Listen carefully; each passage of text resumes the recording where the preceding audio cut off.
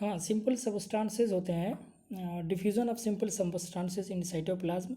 आपके बुक में भी ये लिखा हुआ है कि inside the food vacuoles complex substances are broken down in simpler ones which then diffuse into the cytoplasm, है ना।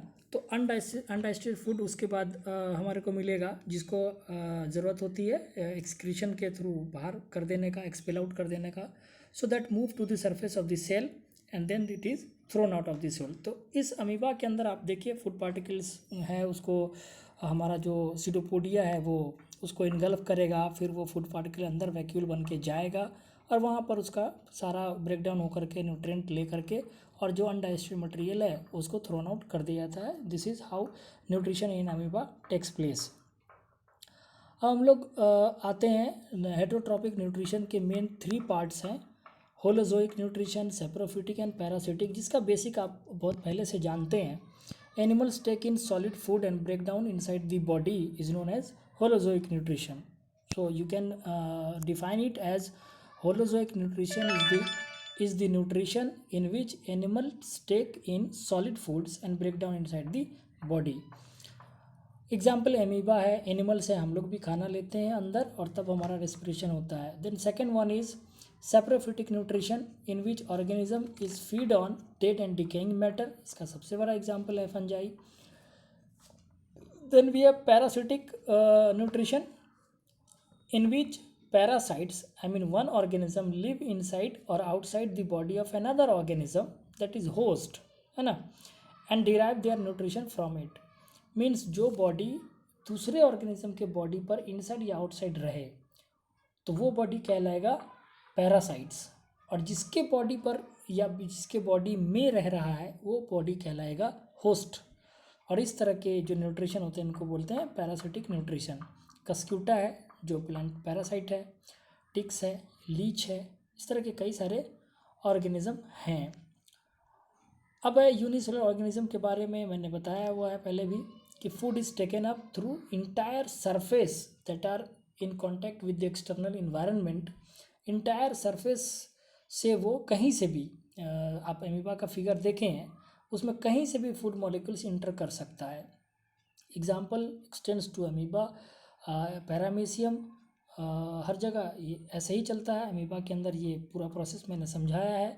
Pseudopodia extension of cell membrane है जो कैप्चर करता है फूड को, फिर वो फूड वैक्यूल के रूप में अंदर ले लिया जाता है, वहाँ पर उसको तोड़ा जाता है, तोड़ने के बाद उसके अंदर जो इम्पॉर्टेंट न्यूट्रिएंट हैं उनको टेक इन कर लिया जाता है और बाकी जो बच जाते हैं उनको एज अ वेस्ट मटेरियल क्या नाम है सरफेस वॉल की तरफ भेज दिया जाता ताकि वो एक्सपेल आउट हो सके। पैरामेशियम के अंदर आप जानते हैं सीलिया होता है, उसकी फिगर हमने बनवाई थी।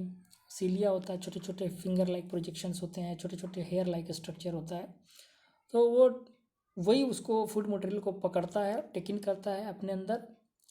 उसके बाद at a specific spot present all over the body, हर जगह होता है लेकिन स्पेसिफिक स्पॉट पर आप देखे होइएगा ओरल ग्रुप्स होते हैं। ओरल ग्रुप्स कहते हैं इन फोल्डिंग्स होती है उसके उस पर पैरामेशियम में, जिसके अंदर उन फूड को स्टोर कर लिया जाता है। ये जो ओरल ग्रुप्स मैंने बताया इन फोल्डिंग, जो कि स्टोरेज एरिया होता है फूड मॉलिक्यूल्स के लिए, ये इसका फिगर क्लास 8 के बुक में बड़े अच्छे से दिया हुआ है। वैसे आप रेफ़र कर सकते हैं और भी बुक्स को, तो ये वो वहाँ पर बहुत अच्छा है। दूसरा, न्यूट्रिशन के अलग अलग फेजेज़ हैं। पहला फेज़ उसका है इंजेशन, जिसमें इनटेक ऑफ फूड होता है होलोजोइक में। दूसरा डाइजेशन है, जहाँ पर जो कॉम्प्लेक्स मटेरियल है उसको सिंपल सब्सटेंसेस में ब्रेक कर दिया जाता है, स्प्लिट कर दिया जाता है। फिर उस डाइजेस्टेड फूड की मूवमेंट होती है, उसके एब्जॉर्प्शन के लिए अलग अलग साइट है, खासकर स्मॉल इंटेस्टाइन में जो सीलिया होते हैं वो बेसिकली स्टोरेज एरिया को इंक्रीज़ करने के लिए वो इनफोल्डिंग्स आउटग्रोथ्स होते हैं उसके अंदर छोटे छोटे सीलिया, उसके सरफेस पे वो जाके एब्जॉर्ब हो जाते हैं। फिर एसिमुलेशन कहते हैं यूटिलाइजेशन ऑफ फूड को, कि उस फूड का, उस एनर्जी का, वो जो न्यूट्रिएंट मिला है उसकी यूज़ कब कब होगी, जब भी हम कोई काम करते हैं, कुछ भी, even we are sleeping, we are not doing anything, sitting just idle, तब भी हम बहुत सारे रिपेयर एंड मेंटेनेंस वर्क हमारे बॉडी में चल रहा होता है, तब भी हमारे को एनर्जी की ज़रूरत होती है। और तब भी यहाँ पर हम एसिमुलेशन कर रहे होते हैं फूड मॉलिक्यूल्स से मिले हुए न्यूट्रिएंट का। और लास्ट में जब ये सारे काम हो जाते हैं, and remember that every time that we are doing all this thing, these every activity is carried out through some chemical reactions। और जब भी केमिकल रिएक्शन होगा तो आप जानते हैं केमिकल रिएक्शन होने के लिए बहुत सारे न्यूट्रिएंट की ज़रूरत होती है, बहुत सारे रिएक्टेंट की ज़रूरत होती है, कुछ एंजाइम्स जो कि कैटलिस्ट के तरफ से काम करते हैं, और फिर कुछ प्रोडक्ट्स निकलते हैं, उसमें कुछ बाई प्रोडक्ट्स होते हैं, जो बाई प्रोडक्ट्स बॉडी के लिए टॉक्सिक हो जाते हैं, जहरीले हो जाते हैं, जो कि बहुत हानिकारक होते हैं। तो ऐसे मटेरियल को, ऐसे बाई प्रोडक्ट्स को बॉडी से बाहर निकालना अनिवार्य हो जाता है, बहुत इसेंशियल होता है उनको बाहर निकालना। तो उसके लिए हम क्या करेंगे, egestion, that is removal of waste product. तो ये जो 5 प्रोसेस थे न्यूट्रिशन के, खासकर होलोजोइक न्यूट्रिशन में, जहाँ पर सॉलिड फूड मटेरियल का ब्रेकडाउन होता है, तो वहाँ पर निश्चित रूप से कुछ ना कुछ बाई प्रोडक्ट्स निकलेंगे। और ये पूरा प्रोसेस है ingestion, digestion, absorption, assimilation and ingestion. Different organism utilize different nutritional processes as it depends upon the source of carbon from where the food is taken। और उस इन्वायरमेंट पे भी डिपेंड करता है, ऑर्गेनिज्म के अपने स्ट्रक्चर पे भी डिपेंड करता है।